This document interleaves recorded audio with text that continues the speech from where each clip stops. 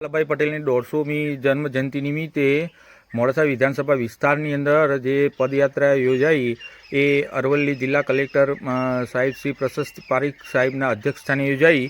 હવે એની શરૂઆત મોડાસા તાલુકાના ઝાલુદરથી મોડાસા ટાઉન હોલ સુધી બહુ જ મોટી સંખ્યાની અંદર નાગરિકો જોડાયા અને આ રેલી અને આ 150મી જન્મજયંતિ નિમિત્તે એમને સરસ મોડાસાની અંદર સરસ મજાનો એક રેલીનો ભવ્ય માહોલ ઊભો થયો અને ત્યાંથી આ રેલી ટાઉન હોલ સુધી એનો ત્યાં સુધી પહોંચાડી અને શહેરી લોકોએ સારો એવો સાથ અને સહકાર આપ્યો। સરદાર સાહેબને 150મી જન્મજયંતિ સમગ્ર દેશ ઉજવી રહ્યો છે।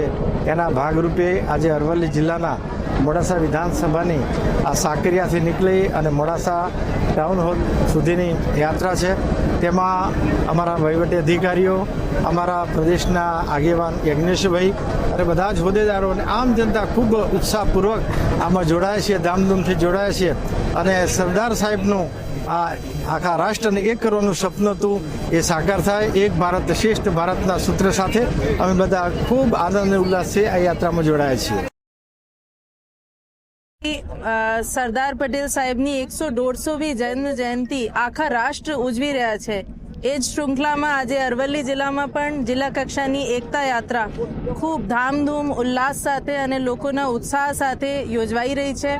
એમાં જાલોદર ગામથી લઈને અને સાકરિયા જે હનુમાનજીના ધામ છે એનાથી પસાર થઈને સિટી મોડાસા સુધી જવાની છે, ત્યાં પૂર્ણાહુતિ થવાની છે।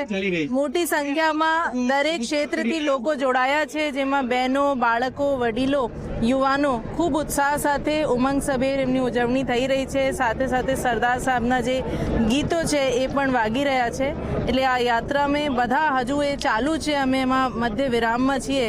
લોકો જોડાય એવી મારી અપીલ છે અને કાલના દિવસે આપણી ભિલોડામાં છે યાત્રા અને પરમ દિવસે 22 તારીખને બાયડ વિધાનસભા ક્ષેત્રમાં રાખવામાં આવી છે। એમાં પણ મોટી સંખ્યામાં લોકો જોડાય અને સરદાર સાહેબનું એક ભારત શ્રેષ્ઠ ભારતનું જે ધ્યેય છે આપણે બધા ચરિતાર્થ કરીએ એવી અભ્યર્થના સાથે હું બાકી બધાને પણ શુભેચ્છાઓ આપું છું।